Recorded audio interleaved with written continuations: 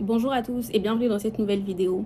Aujourd'hui, le format de la vidéo d'aujourd'hui sera un peu particulier. C'est pas un format que j'ai l'habitude de faire, mais je me suis dit que ça pourrait être intéressant parce que j'ai eu quelques questions par rapport à une de mes vidéos en fait. Et au lieu de répondre avec un pavé comme ça à chaque fois en commentaire, je me suis dit je vais compiler toutes les questions et faire une vidéo pour y répondre. Du coup, ça tombe bien en ce moment parce que la prochaine vidéo par rapport à la préparation de mon examen 1 et la rédaction de ma problématique, je suis en plein dedans. Donc, j'essaie encore de trouver...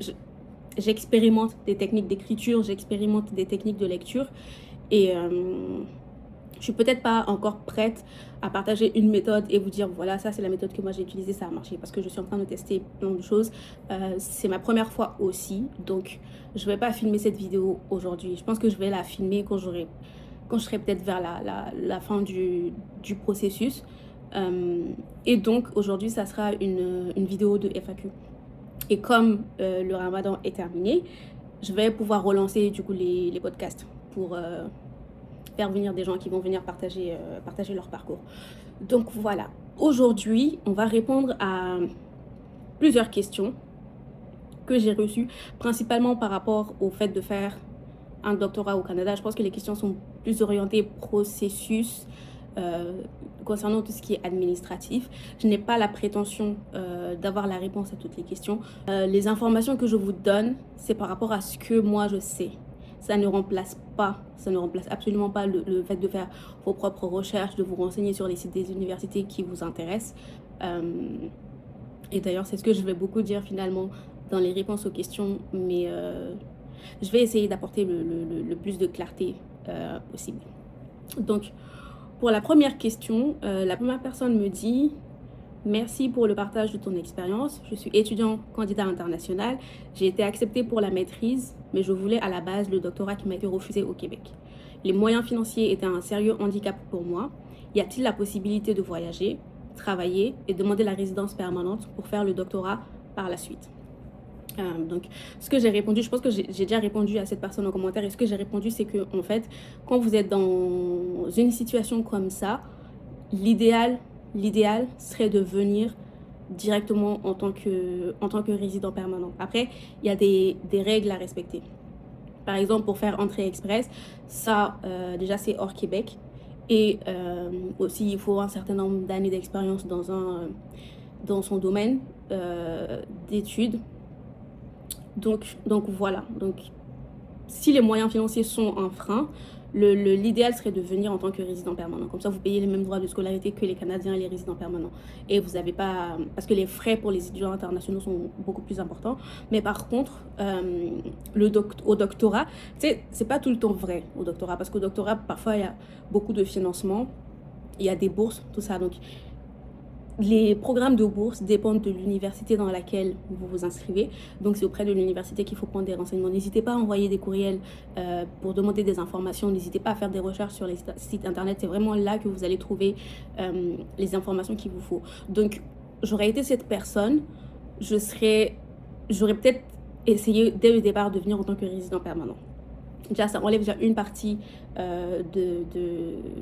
des frais en termes d'études. Puis ensuite, étant donné que du coup la personne n'a pas eu l'admission en doctorat et que la personne a eu une admission en maîtrise, je suppose que la personne va venir comme étudiant international en maîtrise du coup. Et ce que j'ai conseillé à la personne, c'est déjà en maîtrise, de faire une maîtrise qui est orientée recherche, une maîtrise avec mémoire pour faciliter plus tard la transition vers le doctorat. Il y a des programmes de doctorat aussi que vous pouvez commencer de manière anticipée si vous faites une maîtrise recherche. Ça aussi, ça peut être une option. Et certains de vos cours du coup de maîtrise peuvent être crédités au doctorat. Donc ça, c'est une option. Et ensuite, est-ce qu'il y a la possibilité de voyager pour avoir la résidence permanente pour ensuite commencer... Oh, pourquoi ça sonne?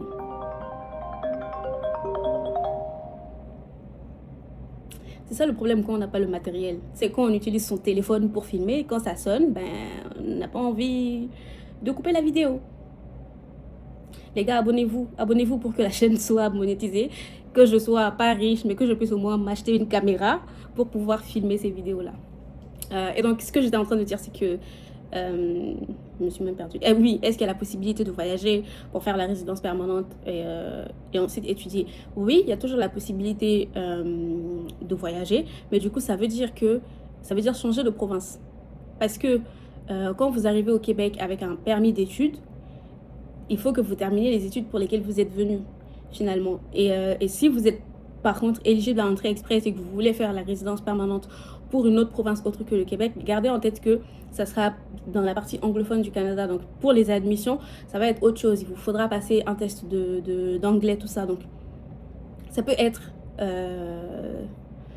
un peu compliqué, mais c'est pas impossible. C'est pas impossible. Mais de toute manière, cette personne, du coup, n'a pas d'autre choix que de venir en tant qu'étudiant international pour la maîtrise et depuis sa maîtrise d'essayer de passer au doctorat le plus rapidement possible. Alors ce que je dis aussi, c'est que si les freins c'est le financier, quand vous allez commencer le doctorat, vous allez choisir votre direction de recherche.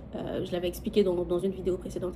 Et le choix de la direction de recherche, c'est très important parce que votre direction de recherche va pouvoir vous aider dans tout ce qui est l'obtention de bourses et plusieurs choses. Donc en fait, choisissez un directeur ou une directrice de recherche qui a la possibilité de vous offrir des bourses ou même ça peut ne pas être genre des bourses, mais ça peut être par exemple des contrats d'assistanat, d'auxiliaire d'enseignement ou des contrats d'auxiliaire de recherche qui peuvent vous aider aussi financièrement. Si vous avez ce type de contrat, par exemple, pendant la maîtrise, ça peut vous permettre de mettre un peu d'argent de côté en attendant de commencer le doctorat et vous pouvez avoir d'autres subventions, d'autres bourses. Donc tout ça, ça compte en fait. Tout ça, ça compte. Et pour donner un exemple, moi par exemple, pour l'instant, je suis étudiante à temps partiel. Je ne fais que les cours. Je ne suis pas étudiante à temps plein. Ce qui fait que je n'ai pas droit aux bourses parce que je ne suis pas à temps plein. Mais j'ai un directeur de recherche qui m'a proposé un contrat pour être auxiliaire d'enseignement. En fait, c'est un contrat assez flexible où je travaille pour lui. J'ai un certain nombre d'heures que je dois faire au cours de la session. C'est assez flexible. Il me laisse assez de liberté sur comment je veux organiser mon travail. Et du coup, la contrainte quand même, c'est de faire toutes les heures qu'il m'a données pendant la session, évidemment. Mais après, je m'organise un peu comme je peux. Et du coup, ça me fait de l'argent. Ça me rapporte de l'argent. Là, par exemple, pour cette session, j'ai un contrat d'auxiliaire d'enseignement. Et ben, l'argent que je vais gagner pour cette session, ça va pouvoir couvrir mes frais d'inscription pour la session prochaine. Il y a aussi des choses comme ça. Donc, quand vous choisissez votre direction de recherche, réfléchissez à tout ça. L'université va choisir les meilleurs étudiants pour les programmes. C'est sélectif, c'est normal. Mais les étudiants aussi, vous avez le droit de bien choisir votre direction de recherche. Et c'est tout à fait normal. Donc voilà. Et je pense que je me suis un peu éparpillée dans cette question. La question qui suit, donc... merci beaucoup, madame. Quand vous m'appelez madame, je me sens vieille. J'ai beaucoup appris dans votre vidéo. J'ai une préoccupation. J'aimerais avoir votre expertise, plus encore votre conseil. Expertise, je suis pas sûre d'être experte, mais bon. Je réponds avec bonne volonté. J'ai déjà reçu la résidence permanente. Je suis titulaire d'un Master 2 académique recherche en chimie organique à l'université de Yaoundé au Cameroun. Et j'aimerais continuer mes études en thèse de doctorat dans une université au Canada. Mais je n'ai pas l'argent. J'aimerais savoir comment je peux me préparer pour avoir une bourse dans une université dans la province de l'Alberta. Quel moment faudrait postuler? J'ai déjà un test de français. Est-ce qu'il faut un test d'anglais? Expliquez-moi comment ça marche. Ok. Donc, pour cette personne, la première chose déjà, c'est que la personne est déjà résidente. J'ai reçu la résidence permanente. Donc, ça déjà, c'est bien. Ça veut dire que la personne ne va pas payer les frais de scolarité pour les étudiants internationaux. La personne va payer les frais de scolarité les mêmes que les Canadiens et les résidents permanents. Donc, ça, c'est top. Ensuite, la province de l'Alberta. L'Alberta est une province anglophone. L'Alberta est une province anglophone et les conditions pour pouvoir appliquer au programme d'études dépendent, mais la plupart du temps, il faut un test d'anglais si l'anglais n'est pas votre première langue. Je ne pense pas que l'anglais soit la première langue au Cameroun. Donc oui, il faut un test d'anglais. Je suis quasi sûre qu'il faut un test d'anglais, mais il faudrait vérifier sur le site de l'Université de l'Alberta pour bien vérifier les exigences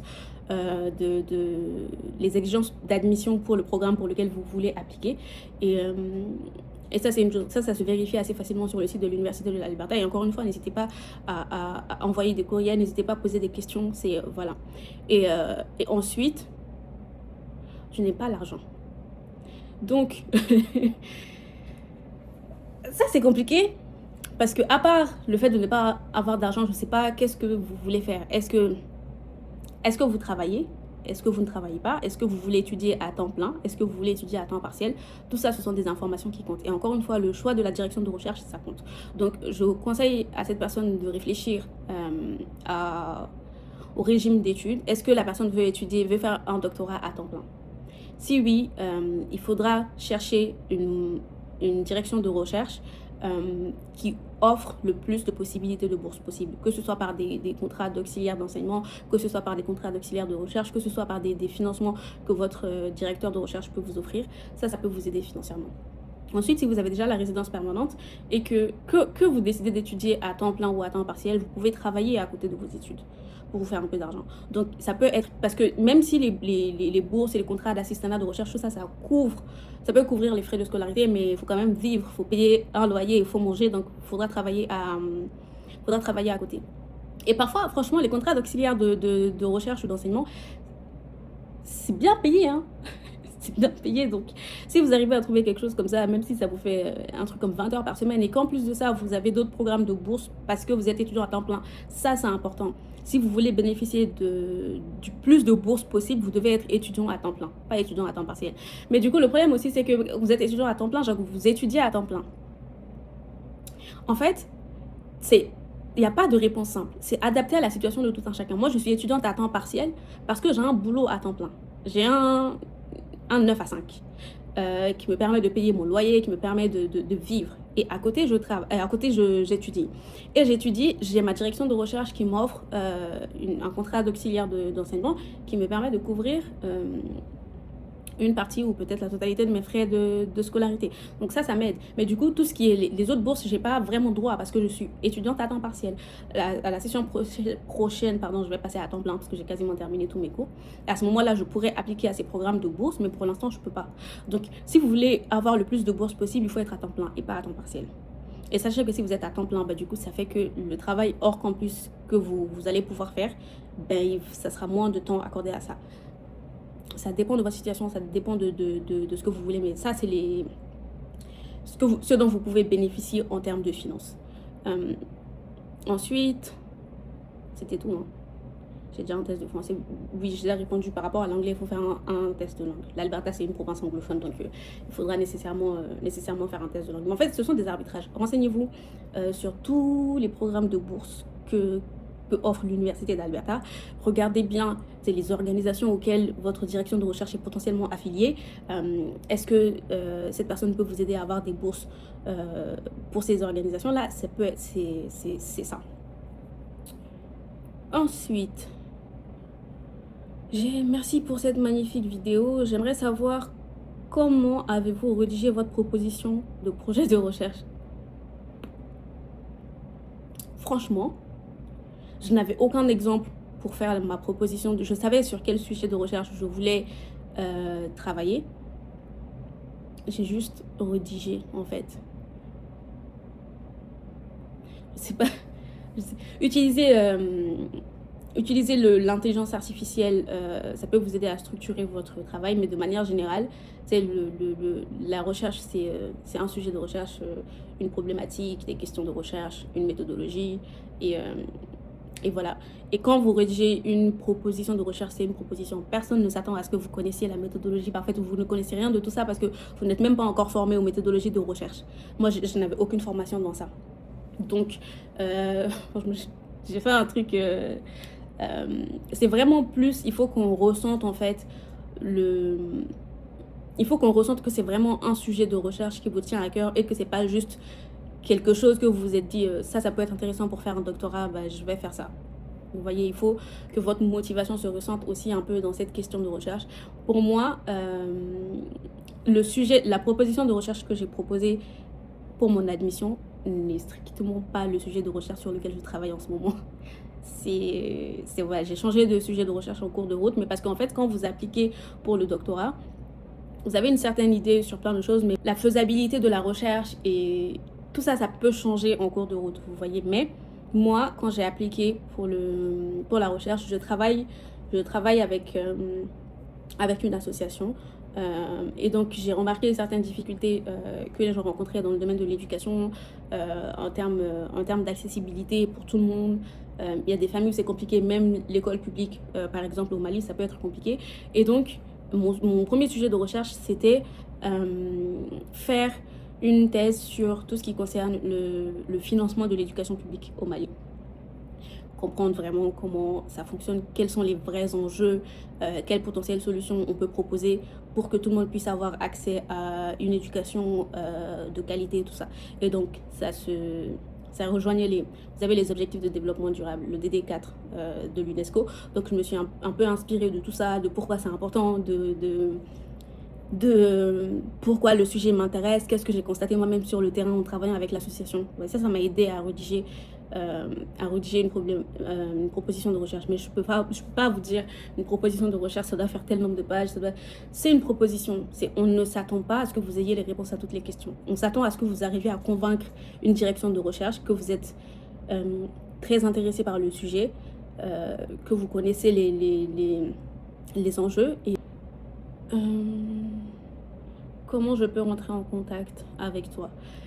Je sais que cette chaîne YouTube est encore petite, et d'ailleurs c'est l'aspect communauté en fait que j'ai envie de créer avec cette chaîne YouTube, ce qui veut dire que si vous avez une question à poser, comme les autres questions que je viens de voir en fait, posez vos questions en commentaire et quand je réponds comme ça dans des vidéos, quand je réponds dans des commentaires, ça permet en fait à d'autres personnes qui ont les mêmes questions quand ils regardent les commentaires d'avoir des réponses à leurs questions. Je peux pas faire du cas par cas en mode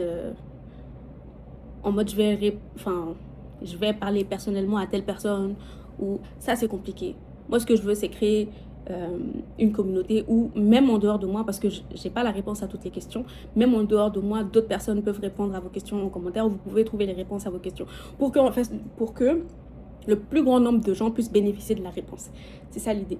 Donc je pense que le meilleur moyen d'entrer en contact avec moi, c'est de me laisser un commentaire avec vos questions, avec vos situations, comme les autres l'ont fait. Et puis, on va y répondre de cette manière-là ou directement en commentaire.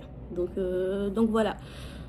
Je pense que c'est tout pour cette vidéo. J'espère qu'elle était claire, que j'ai pu apporter des réponses à ceux qui ont posé des questions. Et si vous avez, en fait, vraiment, si vous vous intéressez à une université, parce qu'il n'y a pas de réponse générique. Il n'y a pas de réponse générique. Les universités, les bourses que les universités offrent, les personnes qui travaillent dans les universités qui peuvent potentiellement diriger votre recherche, c'est différent en fonction de chaque université. Donc, renseignez-vous vraiment sur la politique de l'université dans laquelle vous voulez vous renseigner. Renseignez-vous, faites un bon choix de direction de recherche pour pouvoir bénéficier du plus de bourses possible. N'hésitez pas à vous renseigner sur tout ça, sur les conditions d'admission avant de postuler. Et voilà. Et ça devrait fonctionner normalement. Donc, j'espère que cette vidéo a été utile. N'hésitez pas, si vous avez d'autres questions, à les mettre en commentaire. Quand j'aurai assez de questions, je ferai régulièrement ce type de vidéo pour répondre aux questions. Donc voilà, je vous dis à la prochaine dans une autre vidéo. N'hésitez pas à liker, à commenter, à partager et surtout à vous abonner à la chaîne YouTube pour me permettre d'acheter une caméra. Abonnez-vous.